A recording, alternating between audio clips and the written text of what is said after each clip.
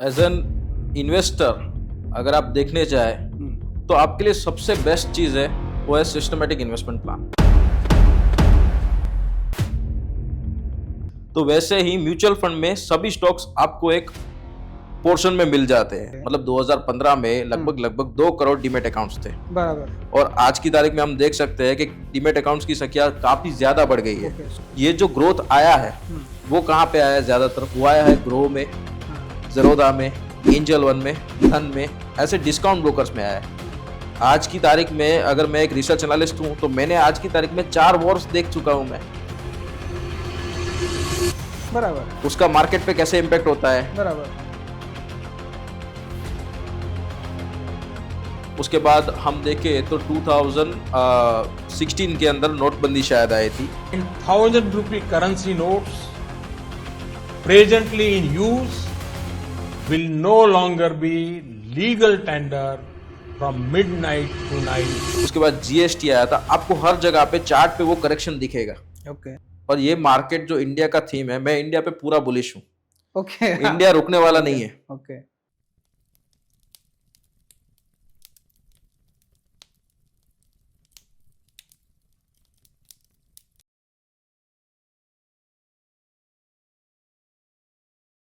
नमस्कार दोस्तों, आप सबको स्वागत है अपने चैनल पे।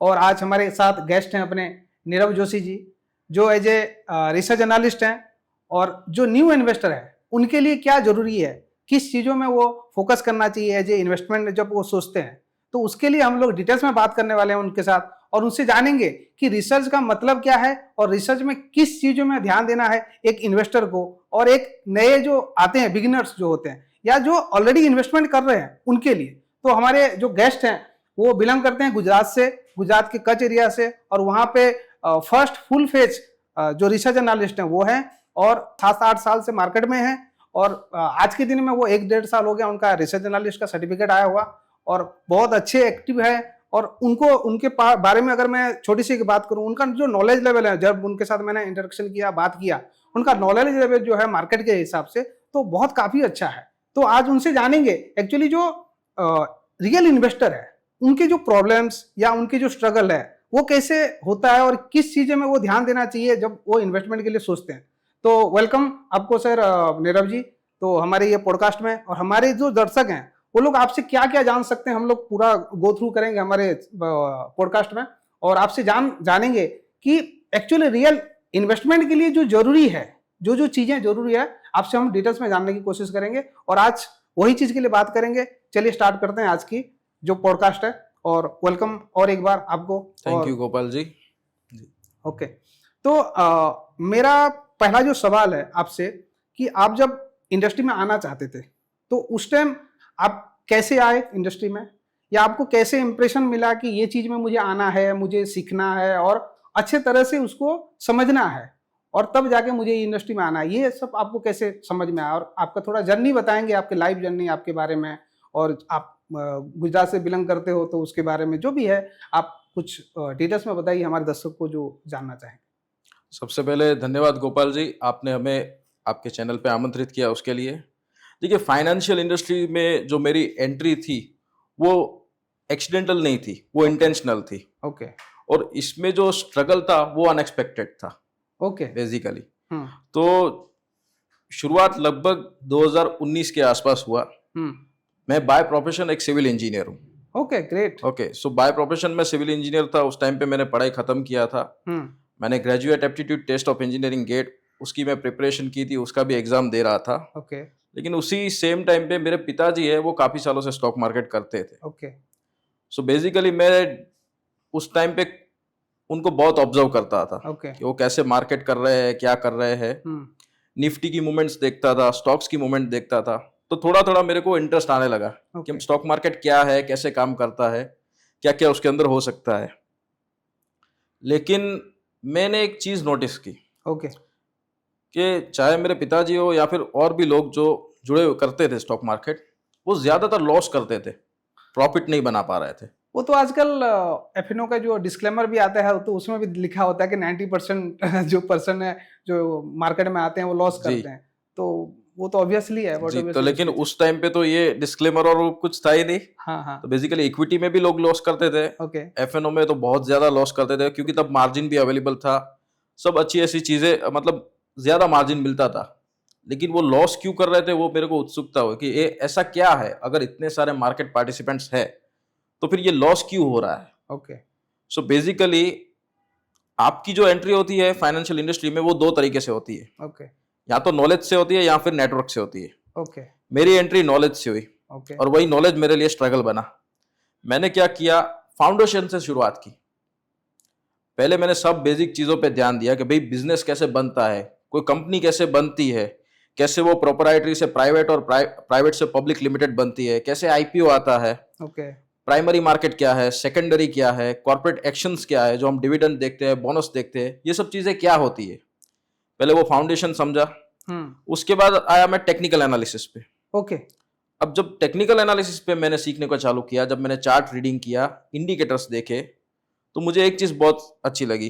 देखिए, मैं मैथ्स मेरा फेवरेट सब्जेक्ट रहा है बराबर लाइफ में, क्योंकि मैथ्स मुझे 4 बार 11-12 साइंस में और 4 बार इंजीनियरिंग में आ गया था। ओके तो मैथ्स मैंने बहुत किया हुआ था, उसमें स्पेशली स्टेटिस्टिक्स। ओके अब ये जो स्टेटिस्टिक्स है हाँ। वो पूरा यहाँ पे टेक्निकल एनालिसिस में यूज होता है। ओके मतलब अगर आप देखें तो mean, mode, median, standard deviation, ये सभी जितने भी फॉर्मूला जो हम 11-12 में इंजीनियरिंग में यूज करते हैं, उन्हीं सभी चीजों से तो ये इंडिकेटर बनते हैं। ओके तो मेरा इंटरेस्ट बढ़ता गया, काफी क्यूरियोसिटी होती गई। ओके सेम फंडामेंटल एनालिसिस में जब मैंने रेशियोज समझे, अलग अलग मैक्रो इकोनॉमिक एनालिसिस किए, तो मुझे ये पूरा जो मैथ्स के रिलेटेड था, और मैथ्स मुझे बहुत पसंद था, तो वही मेरा एक्चुअली टर्निंग पॉइंट बन गया मार्केट में आने का। ओके उस मैथ्स के इंटरेस्ट के वजह से, स्टेटिस्टिक्स में जो मुझे इंटरेस्ट था, उसकी वजह से मुझे लगा कि जो चीज मैंने पढ़ी थी वो आज प्रैक्टिकल एप्लीकेशन में आ रही है। ओके अक्सर लोग कहते हैं कि पढ़ा लिखा कहाँ काम आता है,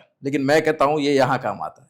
नहीं पढ़ाई बहुत जरूरी जी। है। और आपने जैसे बोला कि जो एजुकेशन, जैसे आपने बताया, आप नेटवर्क से आते हो या एजुकेशन से आते हो, तो मैं भी मानता हूँ कि एजुकेशन बहुत जरूरी है। अगर कोई मिस्टेक भी करता है, अगर उसको रेक्टिफाई भी करना है, अगर उसको समझना भी है, तो एजुकेशन बहुत जरूरी है। और समझना जरूरी है, मार्केट में क्या है, समझना जरूरी है। यस, आप भले ही इन्वेस्टर हो या कोई म्यूचुअल फंड की या इक्विटी की या कोई भी चीजों की, आप अगर इन्वेस्टर हो तो आपको समझना जरूरी है। और समझ कहाँ से आएगी, जब आपकी नॉलेज बढ़ेगा।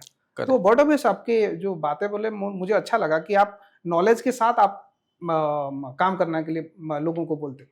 तो एज ए इन्वेस्टर, मैं एक इन्वेस्टर हूँ, कॉमन इन्वेस्टर हूँ, मुझे ये सब इंडिकेटर के बारे में पता नहीं है और कुछ भी मुझे पता नहीं है। ओके, और मैं इन्वेस्टमेंट करना चाहता हूँ, तो मेरे लिए बेस्ट चीज क्या हो सकता है? एज एन इन्वेस्टर अगर आप देखने जाए तो आपके लिए सबसे बेस्ट चीज है वो है सिस्टमेटिक इन्वेस्टमेंट प्लान। ओके, सबसे बेस्ट चीज है। अगर आपको कुछ भी मार्केट के बारे में मालूम नहीं है, आपको ये फंडामेंटल टेक्निकल एनालिसिस कुछ भी मालूम नहीं है, तो आप एक अच्छे फाइनेंशियल एडवाइजर से या एक अच्छे एमएफडी से एसआईपी के अंदर निवेश करना शुरू कर सकते हैं, अगर आप फर्स्ट टाइम कर रहे हैं तो।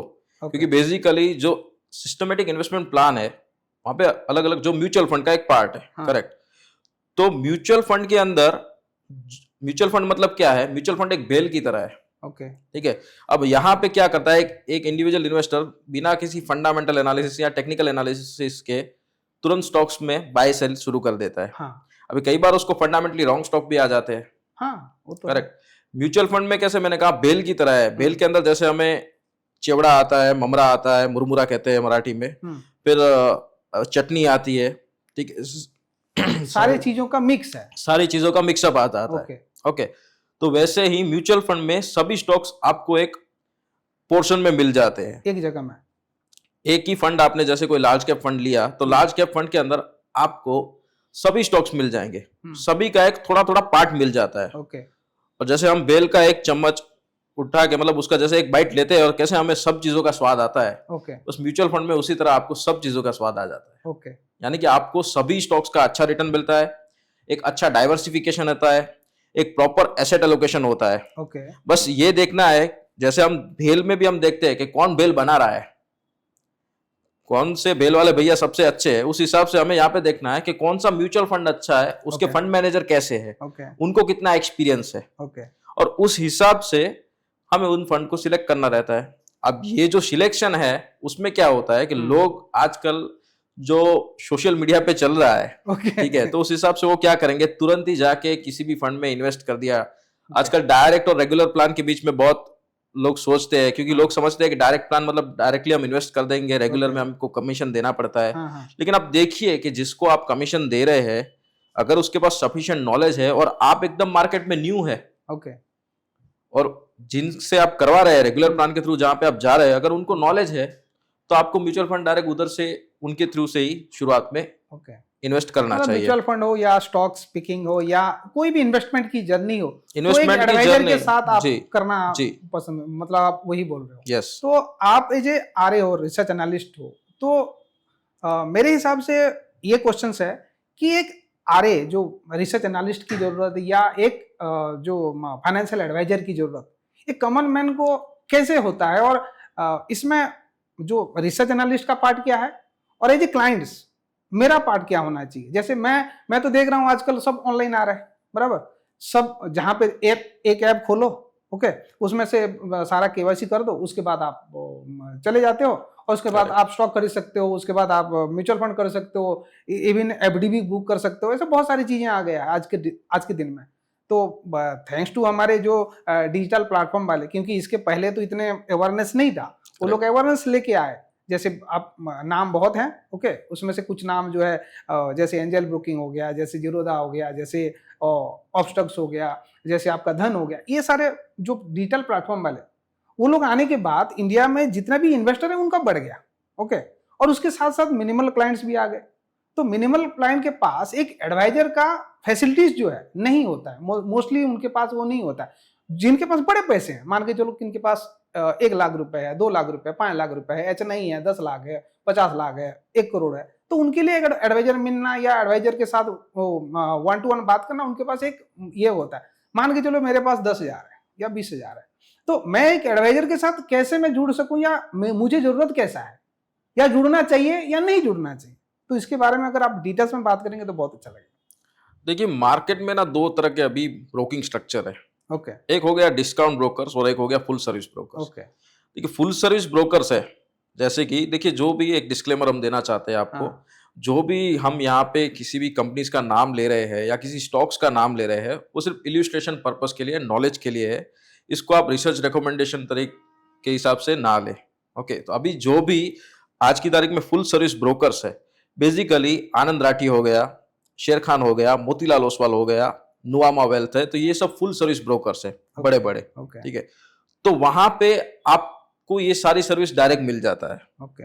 फुल सर्विस का मतलब ये है कि आपको सब सर्विस मिल जाए। वहां पे ब्रोकरेज थोड़ा ज्यादा रहता है, लेकिन वहां पे उनकी खुद की रिसर्च एनालिस्ट की टीम रहती है, उनके खुद के फाइनेंशियल एडवाइजर्स रहते हैं, एक इन्वेस्टमेंट एडवाइजर्स की टीम रहती है बेसिकली।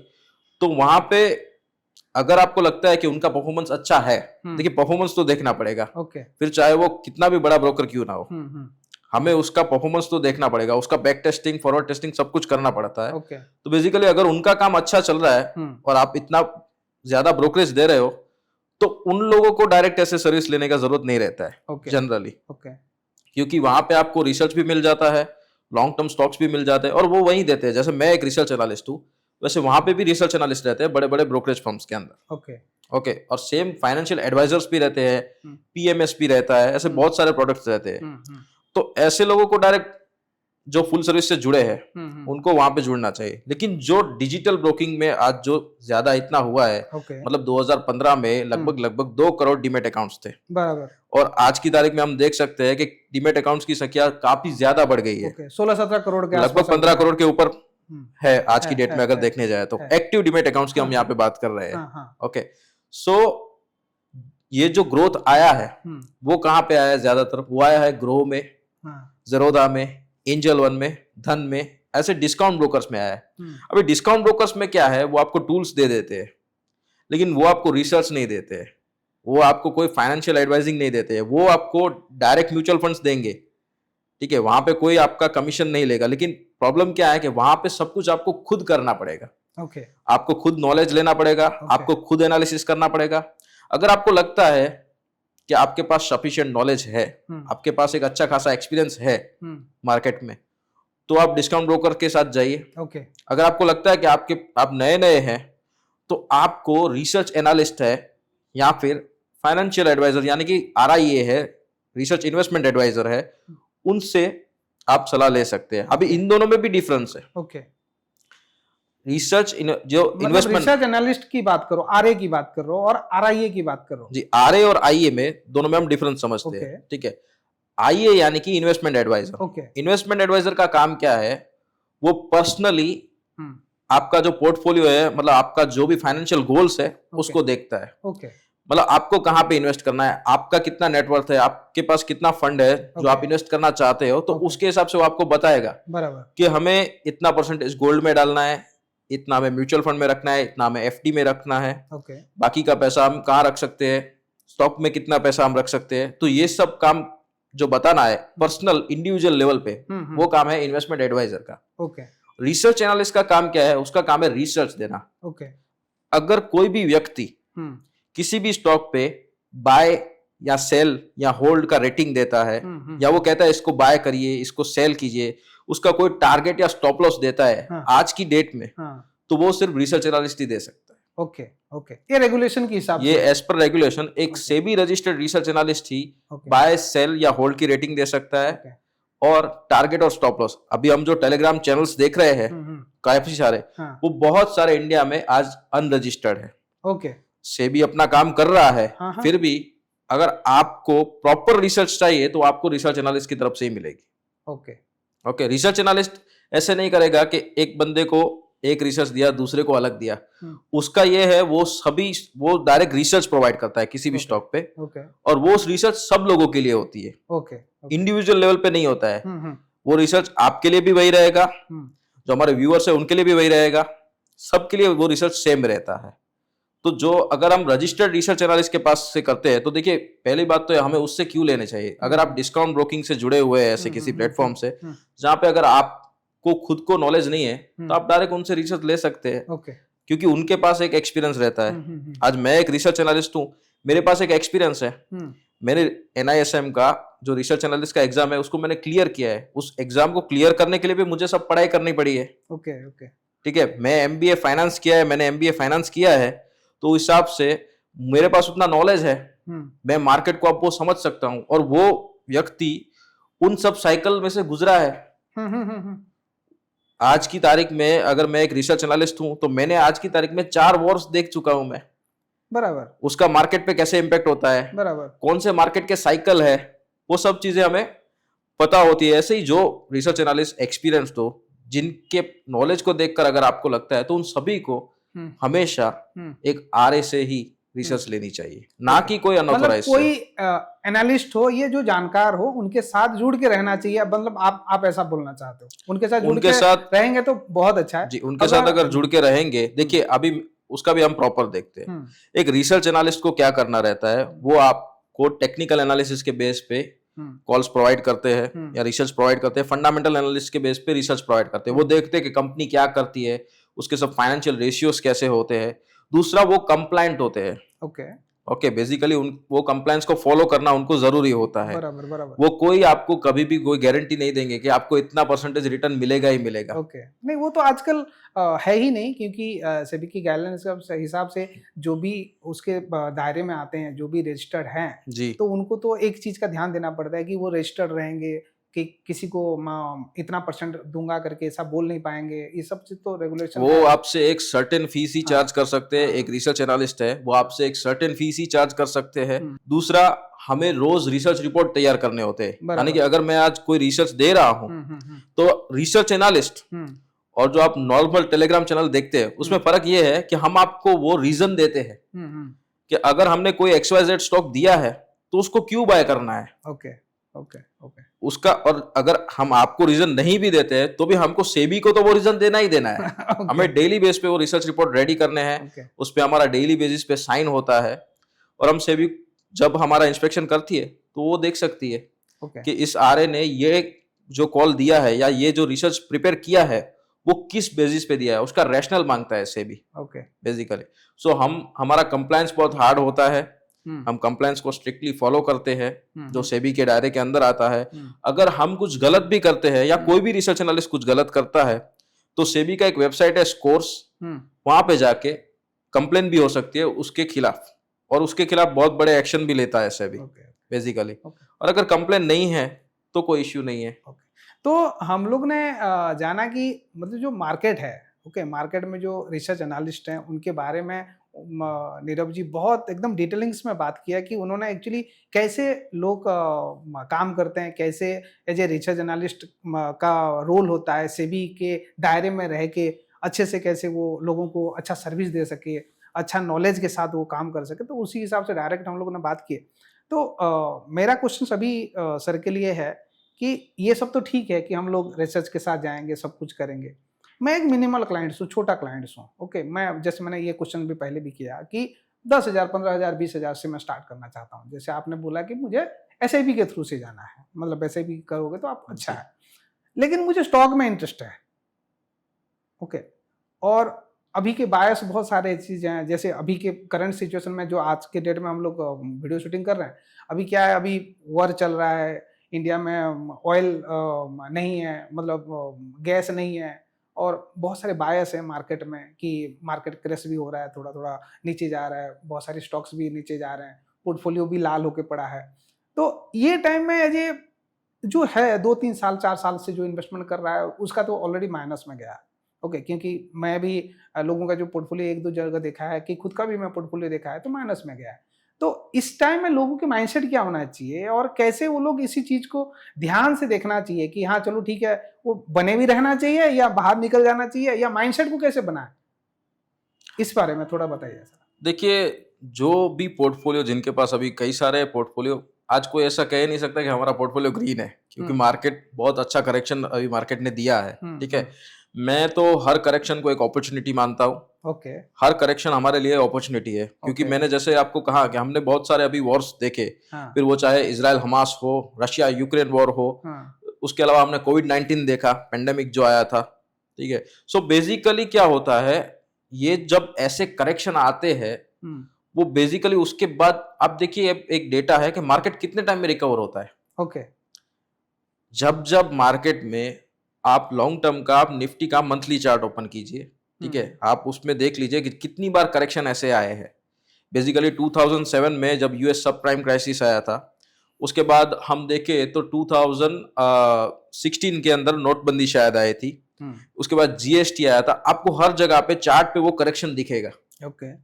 फिर कोविड-19 का पेंडेमिक जो आया, उसके बाद जब मोदी जी का इलेक्शन का रिजल्ट आया अभी लास्ट में जून में, जब उनको प्रॉपर जो बहुमति थी वो ना मिली, उसके कारण भी करेक्शन आया था। निफ्टी उस दिन 8% तक नीचे गिरा था।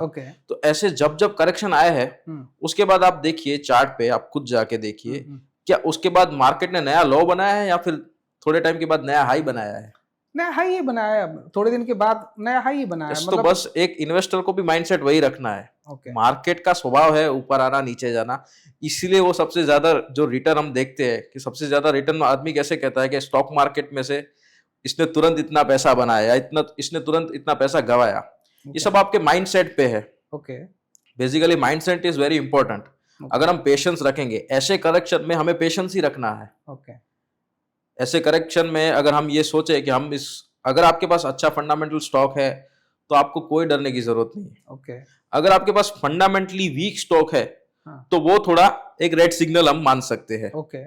लेकिन अगर आपके पास फंडामेंटली स्ट्रॉन्ग स्टॉक है, आपके पास देखिए, हम देख सकते हैं अभी L&T कंपनी को इससे कोई नुकसान नहीं होने वाला है, बराबर, उसको तो फायदा ही होने वाला है, क्योंकि उसका अरब में ज्यादा बिजनेस है।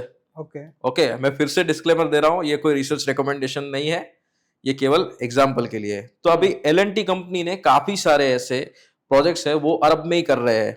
अभी वॉर में जो अरब में नुकसान हो रहा है उसकी भरपाई तो L&T ही करेगा। तो बेसिकली अभी जो करेक्शन हो रहा है देखने जाए तो उससे उस स्टॉक को तो फायदा ही होगा। ऐसे बहुत सारे स्टॉक्स है जिसकी अपने को रिसर्च करना पड़ता है, और रिसर्च का काम हमारा है। अगर आप पर्सनल लेवल पे करते हैं तो भी वेल एंड गुड है। लेकिन हम क्या करते हैं, वही रिसर्च देते हैं कि हमें देखना है मार्केट ने कब कितने टाइम में रिकवर किया। रशिया यूक्रेन के वॉर के बाद भी मार्केट ने नया हाई बनाया, बराबर। इजराइल हमास का हुआ उसके बाद भी नया हाई बनाया, बराबर। ऑपरेशन सिंदूर हुआ उसके बाद भी नया हाई बनाया। तो बेसिकली मार्केट रिकवर करता है, और ये मार्केट जो इंडिया का थीम है, मैं इंडिया पे पूरा बुलिश हूँ। ओके। इंडिया रुकने वाला नहीं है। ओके। इंडिया का जीडीपी आप देखिए, ईयर ऑन ईयर उसका ग्रोथ बहुत बढ़ रहा है। इंडिया का क्वार्टर ऑन क्वार्टर जीडीपी बहुत बढ़ रहा है। और हमारी सबसे बड़ी पावर है पॉपुलेशन। हमारा पॉपुलेशन इतना पावर है, और हम इमर्जिंग कंट्री है बेसिकली। सो इंडिया पे ऐसे करेक्शन का जब टाइम हो, तब इंडिया में हमें इन्वेस्टेड रहना चाहिए। ओके, इन्वेस्ट करना चाहिए, मतलब आप जी, बोल इन्वेस्ट करना भी चाहिए, और अगर आप इन्वेस्टेड है ऑलरेडी, पैनिक नहीं होना चाहिए, पैनिक पेशेंस नहीं रखना होना। चाहिए, जी, मतलब आप पेशेंस ये रखना बोलना है। चाहते हो। जी जी। ओके। अभी तो काफी सारी चीजें आपसे क्लेरिफाई हुआ है। तो हम लोग एफआईएस और डीआईएस हैं, वो बाय सेल करते रहते हैं, तो उनको हम लोग कैसे फॉलो करना है, और या कैसे उनको देखना चाहिए, और हो सके तो कहाँ से देखना चाहिए, तो जो एज ए इन्वेस्टर है उसके लिए वो बेस्ट हो सके। और इसका देखने का तरीका थोड़ा बता दीजिए कि लोग थोड़ा सा इसमें, मुझे लगता है थोड़ा सा मिस्टेक कर रहे हैं, क्योंकि हम लोग देखते हैं इतना बाय हुआ, इतना सेल किया, डीआईएस का देख लेते हैं और एफआईएस का देख लेते हैं। तो ये सही चीजें हैं, और इसको देखने का तरीका कैसा है, थोड़ा सा आप डिटेल्स में बताएंगे तो थोड़ा क्लाइंट्स को भी अपना अच्छा रहेगा, जो दर्शक हमारे देख रहे हैं। देखिए, एफआईआईएस और डीआईएस का डेटा हम डेली बेसिस पे शाम को लगभग 6:30-7 बजे के आसपास जो एक्सचेंज है वो अपने वेबसाइट पे डालता है। हाँ। ओके, बेसिकली हम रोज डेटा देखते हैं। हाँ। हमें अलग अलग जो हम जिन चैनल्स को फॉलो करते हैं, ओके। या फिर न्यूज़ चैनल पे, या फिर डेली जो हम एप्लीकेशन यूज करते हैं, वहाँ पे हमें वो डेटा मिलता है बराबर। कि एफआईएस ने इतना बाय किया, डीआईएस ने इतना बाय किया, या डीआईएस ने इतना सेल किया। ऐसे अलग अलग सेलिंग और बाइंग के हम जो देखते हैं वो नेट फ्लो देखते हैं बेसिकली। अच्छा, नेट फ्लो। ये नेट फ्लो होता है। जैसे कल का हम डेटा देखे तो एफआईआईएस ने 5600 करोड़ की, जैसे कल का हमने डेटा देखे तो एफआईआईएस ने 5600 करोड़ का सेलिंग किया, बराबर। वहीं डीआईएस ने 5600 करोड़ प्लस का बाइंग किया था। लेकिन वो नेट फ्लो है। एक्चुअली में हमें देखना चाहिए ग्रॉस फ्लो क्या होता है। ठीक है, नेट फ्लो इसमें रोकता हूँ। जी। नेट फ्लो और ग्रॉस फ्लो में मतलब आप मतलब ये कैसे एक कॉमन जो इन्वेस्टर है वो कैसे वो जान सकेगा नेट फ्लो में ग्रॉस देखना है या ये देखना? देखिए, एनएससी की वेबसाइट पे हम जब जाते हैं तो वहां पे वो डेटा ऑलरेडी शो करेगा। आपको बस गूगल पे जाके लिखना है एफआईआई डीआईआई डेटा डेली, मतलब जो डेली का डेटा है। Okay, today's FII DII data NSC, आप इतना जैसे डालेंगे तो तुरंत ही वो वेबसाइट आ जाएगा, और वहां पे आपको दिखेगा gross flow. Okay, so basically gross flow मतलब क्या कि एफआईआईस ने आज के दिन में कितना खरीदा और कितना बेचा। ओके, और उसका जो हमें डिफरेंस मिलता है वो है नेट फ्लो। लेकिन अगर जब हम ग्रॉस फ्लो देखेंगे तो कल क्या हुआ कि एफआईआईस ने कल लगभग 27,000 करोड़ का माल बाय किया है। बराबर। अभी हम नेट फ्लो में तो हम सेल बोल रहे हैं, बराबर, लेकिन एक्चुअली उन्होंने क्या किया है, कल 27,000 करोड़ के स्टॉक्स को बाय किया है। बराबर। और 33,000 करोड़ के स्टॉक्स को सेल किया है। तो वो जो 27 माइनस 33 है वो अपना नेट फ्लो आता है। और वो नेट फ्लो क्या है दिखा रहा है आपको कि 5600 करोड़ का सेलिंग हुआ है। लेकिन अगर एक्चुअली देखने जाए तो उन्होंने कुछ तो 27,000 करोड़ का बाय किया है। मतलब वो बाय डेली कर ही रहे हैं। लेकिन हम उसको देख कैसे रहे वो ज्यादा इंपॉर्टेंट है। तो उन्होंने जो भी बाय किया है वो स्टॉक में आपको दिख जाएगा। अभी देखिए वो क्या बाय कर रहे हैं वो तो हमें पता चलता नहीं है कि आज एफआईआईएस ने ये स्टॉक खरीदा या ये बेचा। लेकिन आप एक स्टॉक की कैंडल को देख के वो पता लगा सकते हैं। मतलब एक आप एज्यूम कर सकते हैं कि आज एक बड़ा ग्रीन कैंडल बना है तो मे बी वहां पे एफआईआईएस ने बाइंग की होगी। शायद अपने पास वो स्टॉक हो।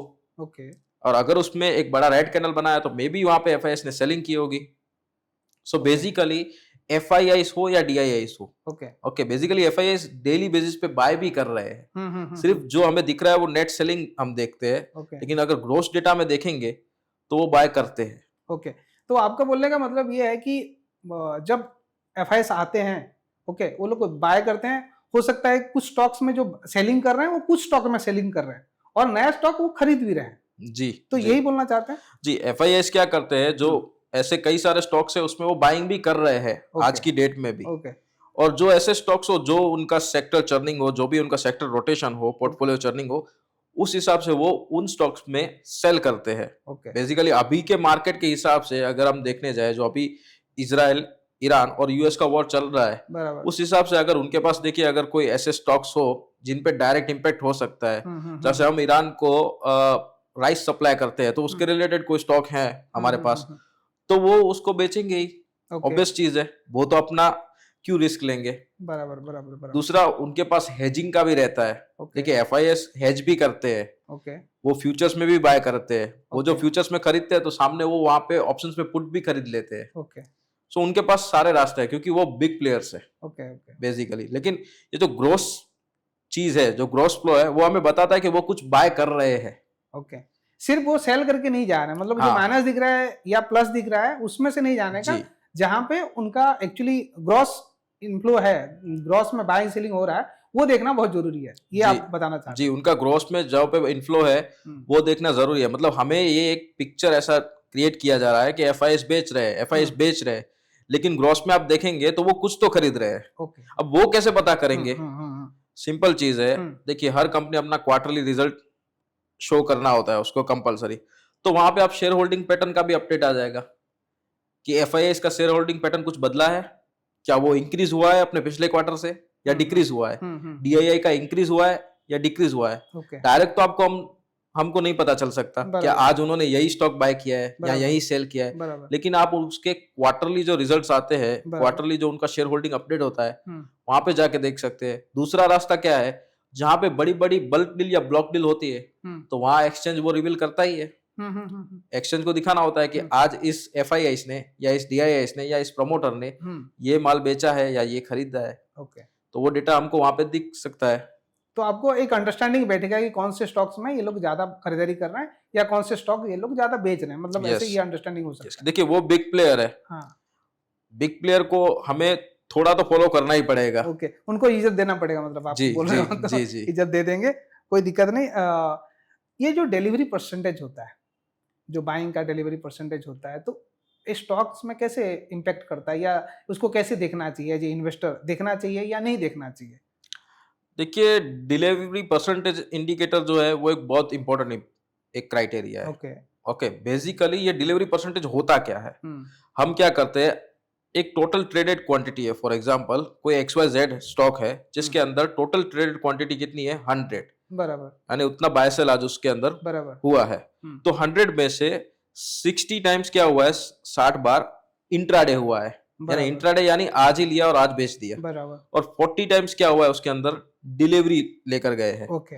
इट मींस देखिए डिलीवरी का फॉर्मूला क्या है, percentage delivery is equal to जो अपना डिलीवरी क्वांटिटी है उसके divided by traded quantity into 100, यानी कि अपने को अपने केस में 40% डिलीवरी पर ये मिला है। बराबर, मतलब 40% लोग क्या किया है, आज उस स्टॉक को बाय करके गए हैं। ओके।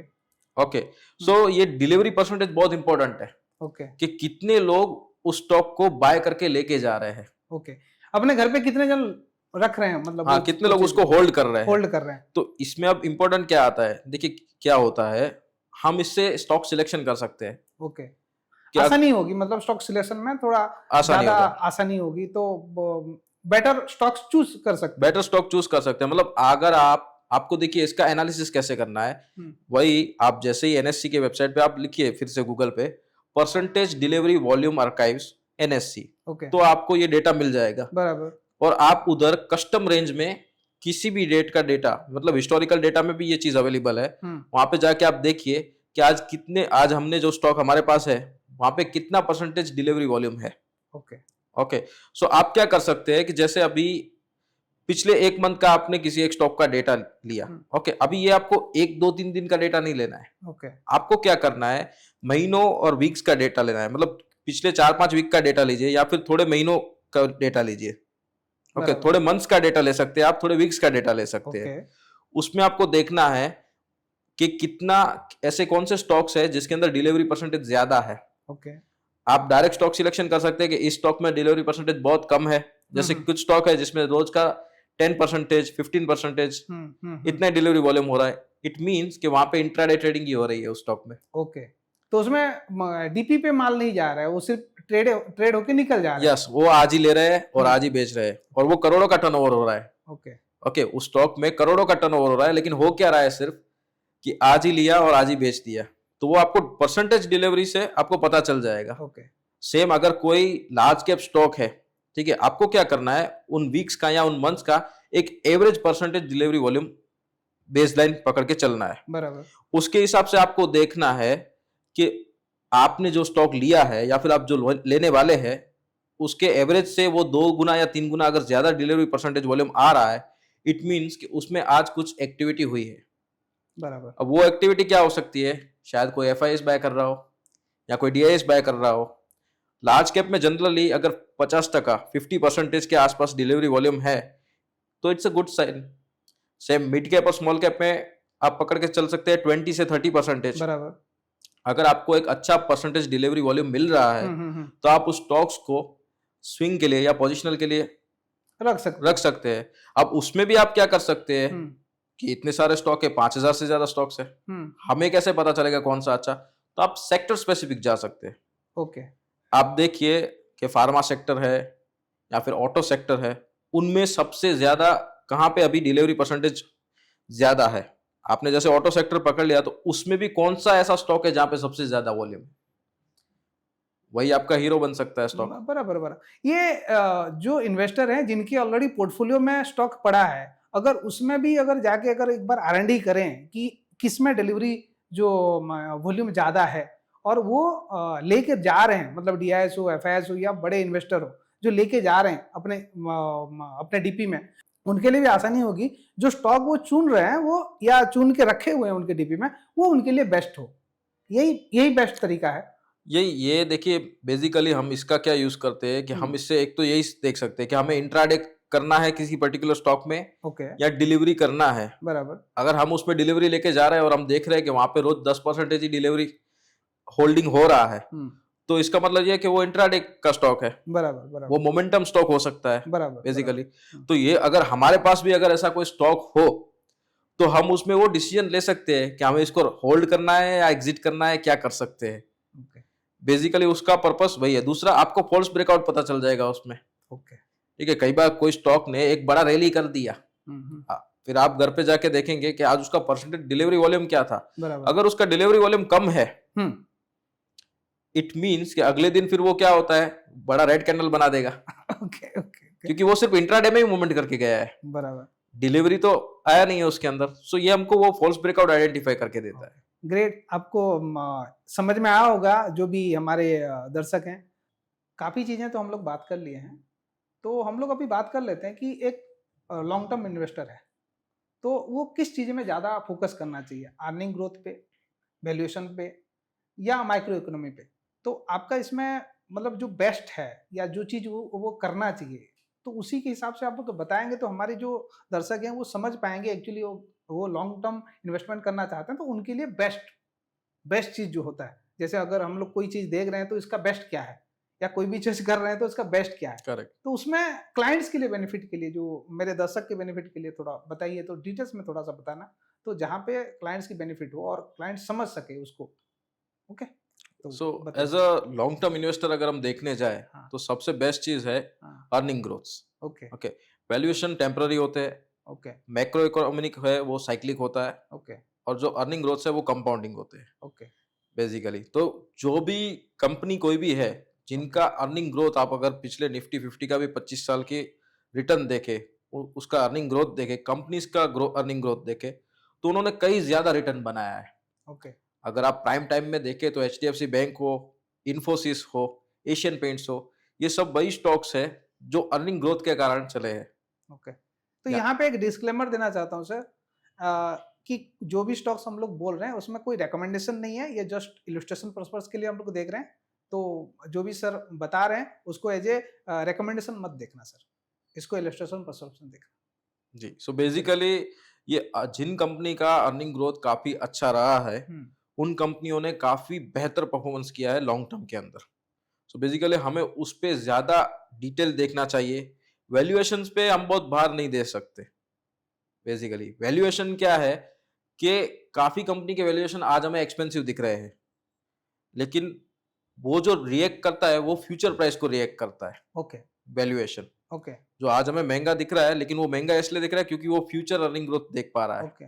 ओके। सो बेसिकली ऐसी कंपनी में भी हम इन्वेस्ट कर सकते हैं, लेकिन सबसे ज्यादा इंपॉर्टेंट है अर्निंग ग्रोथ। मैक्रो को कोई भी एक अच्छी कंपनी है, फंडामेंटली गुड कंपनी है, जैसे कि मैंने एल का बताया था कि वो फंडामेंटली बहुत स्ट्रांग कंपनी है, बहुत बड़ी इंफ्रास्ट्रक्चर की कंपनी है।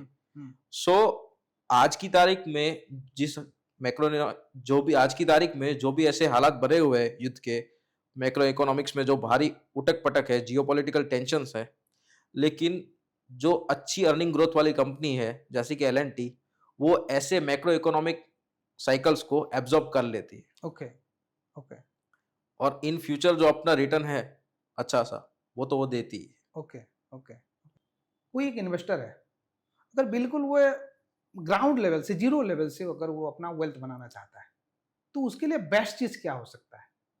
ओके बिना मिस्टेक तो हो सकता है, मिस्टेक की बात नहीं कर सकता हूँ, लेकिन मतलब बेस्ट चीज क्या हो सकता है आज की सिनेरियो में, और आप उसको क्या सजेशन कर सकते हो उसके लिए? देखिए, इसके लिए मैं आपको 3S फॉर्मूला देना चाहता हूँ। Okay saving, systematic invest okay और स्टे इन्वेस्टेड। ओके ओके, तो अगर कोई भी जो जीरो से वेल्थ क्रिएट करना चाहता है, उसे क्या करना है, अपनी जो इनकम है उसका 20 से 30%, ओके उसका जो सेविंग्स हो रहा है, उसका जो इनकम आ रहा है उसका 20 से 30% उसको इन्वेस्टमेंट के लिए एक अलग बैंक अकाउंट में डाल देना चाहिए। ओके ओके, ये हो गया अपना फर्स्ट सेविंग का।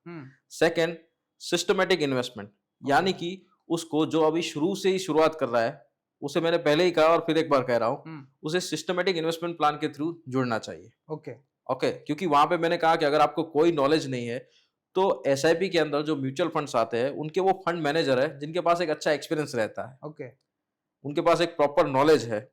सो वो मार्केट एक्सपीरियंस्ड है, तो वो एक अच्छा आपको रिटर्न जनरेट करके दे सकते एज हैं। एडवाइजर उसको आप चूज कर सकते हो, उससे ले सकते हो अपना डिटेल्स, उसका जो नॉलेज है उसको आप एनहांस कर सकते हो। यस, बेसिकली उनके पास वो नॉलेज रहता है, ताकि हमें नहीं पता है कि कौन सा स्टॉक फंडामेंटली गुड है, हमें जीरो से वेल्थ अगर क्रिएट करना है तो हमें ये सब कुछ पहले देखना पड़ता है। ओके, हमें नॉलेज लेना पड़ता है, लेकिन वहां पे उस चीज का आपको जरूरत है नहीं, क्योंकि वो फंड मैनेजर के पास वो सफिशिएंट नॉलेज है। तो उसको सिस्टमेटिक इन्वेस्टमेंट प्लान से शुरुआत करनी चाहिए, ना कि लमसम से शुरुआत करनी चाहिए। क्योंकि लमसम ऐसी चीज है जहां पे आपको मार्केट को टाइम करना पड़ता है। अब देखिए, कोई नया इन्वेस्टर है जिसको कोई नॉलेज नहीं है, वो मार्केट को टाइम नहीं कर सकता।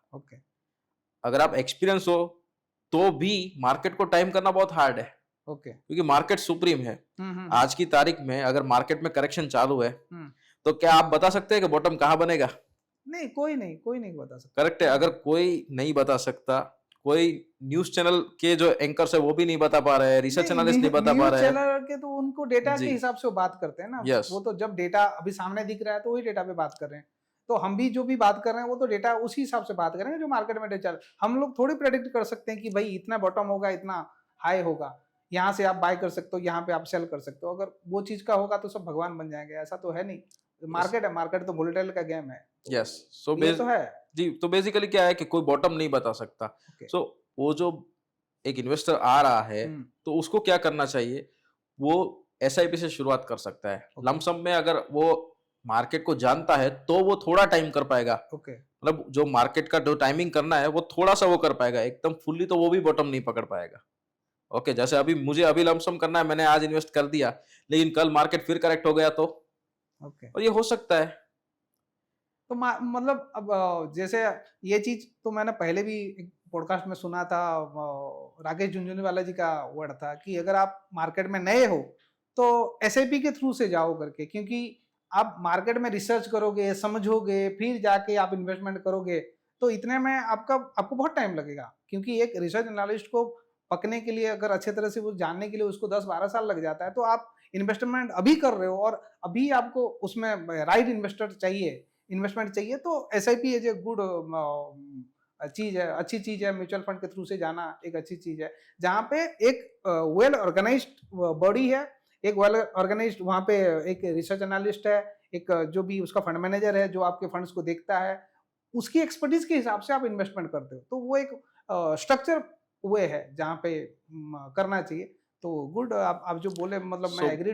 बेसिकली देखिए क्या है, आज की डेट में इंडिया का जो एसआईपी का एयूएम है, एज पर एमफी डेटा, वो लगभग 16.64 लाख करोड़ का है। ओके, आज की डेट पे बराबर। आज की डेट में हमारे पास 27 करोड़ प्लस फोलियोस है जो एसआईपी के। ओके, और पिछले 5 महीने का मंथली SIP इनफ्लो जो है वो 30,000 प्लस करोड़ है। ओके ओके, इतना बड़ा। जनवरी में तो रिकॉर्ड 31,000 करोड़ आया था SIP बराबर, का इनफ्लो। बराबर। तो बेसिकली SIP का इनफ्लो बढ़ता जा रहा है, लेकिन जो मैंने आपको 3S फॉर्मूला दिया, हाँ हाँ सेविंग, सिस्टमेटिक इन्वेस्टमेंट प्लान और अपना स्टे इन्वेस्टेड। ओके ओके, तो ये जो थर्ड है ना वो इंपॉर्टेंट यहाँ पे आता है। ओके अब देखिए आज की डेट में जो मुझे SIP में जो मुझे एक माइनस पॉइंट लग रहा, हाँ। थोड़ा मेरे को लग सकता है, लेकिन लोग क्या एब्जॉर्ब करते हैं कि सामने SIP इतना बढ़ रहा है, इनफ्लो बढ़ रहा है, लोग उसे देख रहे हैं। लेकिन मुझे जो एक क्रिटिकल पॉइंट लग रहा है वो क्या है, SIP स्टॉपेज रेशियो। ओके आज की डेट में as per MP data SIP का स्टॉपेज रेशियो है 75 से 76%। ओके यानी कि हर 100 SIP 75 SIP क्लोज हो रही है। ओके अब क्लोज होने का रीजन क्या हो, या तो फिर उनका टेन्योर खत्म हो रहा है, या तो फिर उनका फाइनेंशियल गोल अचीव हो गया, या फिर कोई ऐसा फाइनेंशियल रीजन हो सकता है, उनका पर्सनल रीजन हो सकता है जिसके कारण SIP स्टॉपेज हो रहा है। मैं यहाँ पे एक चीज बताना चाहता हूँ, हो सकता है क्लाइंट्स की जो अवेयरनेस है मार्केट में, मार्केट को लेके जो अवेयरनेस होता है शायद से उसका वो ना हो, या नॉलेज लेवल में उसना वो बेटर नहीं है उसको डिसीजन लेने में, या जिसके थ्रू से जा रहा है। मान के चलो जैसे हम लोगों ने बहुत बात किया जो डायरेक्ट चैनल जो है या इनडायरेक्ट चैनल है या एडवाइजर के थ्रू से जाना है, जो चैनल है हो सकता है वहां पे कुछ लूप होल्स हो जहां पे स्टॉपेज रेशियो ज्यादा बढ़ रहा है, स्टॉप ज्यादा कर रहे हैं। मे बी बेसिकली इसमें क्या है, अवेयरनेस का ही बहुत बड़ा एक इम्पैक्ट रहता है। ओके लोग क्या करते हैं आज की डेट में 80% इन्वेस्टर 5 साल में है, जैसे आज SIP शुरू की तो 5 साल में वो SIP को स्टॉप कर देते हैं। ओके लेकिन आपको जो मैंने थर्ड बोला स्टे इन्वेस्टेड, मतलब आपको कम से कम 10 साल तक तो SIP में इन्वेस्टेड रहना ही है, ओके तभी आपको उसका जो कंपाउंडिंग का मैजिक है वो दिखेगा। ओके देखिए SIP का जो 10 साल मैंने कहा 10 साल स्टे इन्वेस्टेड, और अगर आप 20 साल के लिए SIP कर रहे हो तो नेक्स्ट 10 ईयर में आपको कंपाउंडिंग का जो मैजिक है वो बाद में दिखेगा। बेसिकली SIP का मैजिक उसके लास्ट वन थर्ड में आपको दिखता है। ओके, SIP का मैजिक आपको उसके लास्ट 1/3 में दिखता है। शुरू के साल आपको बोरिंग लग सकते हैं। ओके अगर किसी भी इन्वेस्टर का ये माइंडसेट है कि मैंने SIP शुरू किया और मुझे एक साल में 12% 15% ऐसा कोई भी रिटर्न मिल सकता है, सो आप उस माइंडसेट से SIP मत कीजिए। SIP मार्केट के ऊपर आधारित है, जैसे मार्केट फ्लक्चुएट होता है वैसे वो भी फ्लक्चुएट होता है। ओके लेकिन अगर आप उसके अंदर 10 साल के लिए अगर टिक रहे हैं तो आपको वो बहुत बढ़िया रिटर्न दे सकता है। ओके और रही बात ये अवेयरनेस की, तो देखिए आपको अगर लक्ष्मी जी चाहिए तो उसके लिए पहले सरस्वती जी का आना बहुत जरूरी है। ग्रेट ग्रेट ग्रेट, सही बात है सर। ओके, सो बेसिकली पहले आपको सीखना पड़ेगा। हाँ आप एक इंस्टीट्यूशन से या किसी एक अच्छे ऐसे कोई भी एजुकेटर हो, मेंटर हो, उनसे आप क्या कर सकते हैं, सीख सकते हैं। आप स्टॉक मार्केट के बारे में सीख सकते हैं, इक्विटी के बारे में सीख सकते हैं, टेक्निकल एनालिसिस के बारे में सीख सकते हैं, या फिर म्यूचुअल फंड्स के बारे में भी आप सीख सकते हैं कि हमें क्या करना है, कैसे फंडामेंटल एनालिसिस को पढ़े, कैसे रेशियोज को सबको देखे, कैसे कंपनी को देखे, कैसे उसके मैनेजमेंट को सुने, उनके कॉन कॉल्स होते हैं। हमारा एज अ रिसर्च एनालिस्ट काम वही होता है, हमें ये सब देखना होता है। सो बेसिकली जब आप इस प्रकार से काम करते हैं, अगर आप इस 3S फॉर्मूला को फॉलो करते हैं तो आप एक वेल्थ क्रिएशन की जर्नी एक अच्छी से शुरू कर सकते हैं। हम लोग एक कुछ रैपिड फायर में चलते हैं सर। कुछ क्वेश्चंस मैंने रखा है आपके लिए, तो उसके लिए बात कर लेते हैं। तो कुछ क्वेश्चंस हैं जहाँ पे अगर चीज़ें जहाँ पे क्लियरिटी होगा कि आप सोचते कैसे हैं। मान के चलो आपको कोई एक चीज चूज करना है, स्टॉक, म्यूचुअल फंड्स या इंडेक्स फंड में, तो क्या चूज करोगे sir? So as a beginner या फिर एज अ एक्सपीरियंस बोल रहे हैं आप? एज ए बिगिनर बोल दीजिए। सो एज अ बिगिनर जैसे मैंने आपको कहा, मैं SIP को चूज करूंगा, उसके अंदर मैं म्यूचुअल फंड्स को चूज करूंगा। ओके बिकॉज देखिए, चलिए म्यूचुअल फंड्स को भी नहीं, हम यहाँ पे इंडेक्स फंड को चूज करेंगे। ओके क्योंकि इंडेक्स फंड को चूज इसलिए कर रहे हैं क्योंकि वो डायरेक्टली निफ्टी 50 को ट्रैक करता है। ओके वहां पे एक ही इश्यू आता है, वो है ट्रैकिंग एरर। ओके ओके, लेकिन जैसे निफ्टी मूव करेगा उसी हिसाब से वो फंड मूव करेगा। ओके सो यहाँ पे मुझे बहुत म्यूचुअल फंड के बारे में जानने की जरूरत नहीं है कि उसमें Index कौन fund से में? स्टॉक है, क्या है। ओके तो और सेकंड क्वेश्चन से, आपका पहला इन्वेस्टमेंट क्या था और एक्सपीरियंस कैसा रहा उसमें? सो मेरा सबसे पहला इन्वेस्टमेंट था टाटा स्टील का स्टॉक, मैंने उसमें इन्वेस्टमेंट किया था। ओके और जस्ट बेसिकली थोड़े स्टॉक्स ही परचेस किए थे और उसमें मुझे तुरंत एक स्विंग ट्रेड था, एज अ इन्वेस्टमेंट तो नहीं कह सकते, एक स्विंग ट्रेड था, तो उसमें मुझे एक अच्छा प्रॉफिट हुआ। तो उससे ऐसा लगा कि मार्केट में तो हम छोटी सी रकम से भी शुरुआत कर सकते हैं। Okay, so it felt good कि हम इसमें भी अच्छा एक अर्निंग कर सकते हैं। बराबर। लॉन्ग टर्म इन्वेस्टिंग के लिए कोई गोल्डन रूल्स आपके लिए? जैसा कि मैंने कहा, हम अर्निंग ग्रोथ को ही फॉलो करते हैं। हम कंपनी के क्वार्टरली रिजल्ट्स को देखेंगे कि वो क्वार्टरली रिजल्ट में कैसा परफॉर्मेंस करता है, कैसे उसके ईयर ऑन ईयर और क्वार्टर ऑन क्वार्टर प्रॉफिट बढ़ते हैं, या फिर कोई ऑपरेशनल ऐसा उसको कॉस्ट आता है या ऐसे लॉस आते हैं, तो हम उसको फॉलो करते हैं। आप क्या करना चाहोगे? फिक्स डिपॉजिट करना चाहोगे, एसआईपी करना चाहोगे? जी, एसआईपी करना चाहेंगे। एसआईपी करना जी चाहोगे, चलिए ठीक है। जी। मान के चलो आप 20-25 लाख है आपके पास, अचानक से आ गया, तो अभी के मार्केट में आप क्या करना चाहोगे? अगर मेरे पास 20 से 25 लाख है, तो मैं उनको टुकड़ों टुकड़ों में इन्वेस्ट करूंगा, ओके, लम सम के थ्रू, ओके, अच्छे से म्यूचुअल फंड्स में। Thank you.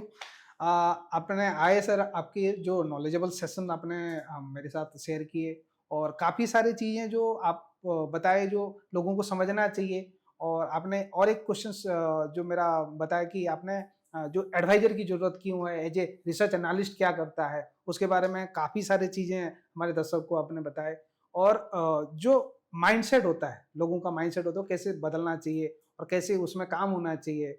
उसके बाद आप एज ए एसआईपी के थ्रू, जैसे म्यूचुअल फंड के थ्रू, या आपको फर्स्ट टाइमर इन्वेस्टर हो, या आप जो भी आप करना चाहते हो, स्टार्टिंग में इन्वेस्टमेंट लाइन में आना चाहते हो, तो आपको फर्स्ट में क्या करना चाहिए। आपने वो बताया कि एसआईपी के थ्रू से जाना चाहिए, जहाँ पे ज़्यादा से ज़्यादा मगजमारी नहीं करना चाहिए, और इसी के थ्रू से जाओगे तो बेस्ट ऑप्शन मिलेगा। बहुत सारी चीज़ें आपने खोल के बताए, और उसके लिए थैंक यू आपको। और थैंक यू, आप यहाँ पे आए, हमारे साथ बहुत सारी वैल्यूएबल चीज़ें आपने शेयर किए। हम लोग आभारी हैं आपकी, और आपने हमारे टाइम का वैल्यू दिया, हमारे बात का आपने वैल्यू दिया, और आके हमारे पॉडकास्ट में आए। तो थैंक यू आप लोगों के भी, जो आप देख रहे हो मुझे। और ऐसे बहुत सारे जो प्रोफेशनल लोग हैं, ये मार्केट के इंडस्ट्री एक्सपर्ट्स हैं, हम लोग उनको बुलाएंगे, और आप लोगों के लिए बेस्ट टू बेस्ट जो भी हो सके, इन्वेस्टमेंट रिलेटेड या फाइनेंस के रिलेटेड जो भी कंटेंट है, आपके लिए लेके आएंगे। अगर आपको कोई चीज़ का ज़रूरत है, कोई चीज़ आप जानना चाहते हो, यहाँ पे दे दीजिए। किसको कैसे टाइप के जो हमारे गेस्ट हैं वो आना चाहिए, और किस हिसाब से वो बात करना चाहिए, आपको कोई जानकारी चाहिए, तो उसके लिए आप कमेंट कर सकते हो, शेयर कर सकते हो, और इसको सब्सक्राइब भी कर सकते हो। तो हम लोग मोटिवेशन मिलेगा, और आगे अच्छे अच्छे वीडियो आपके लिए ला सकेंगे। Thank you, thank you, thank you.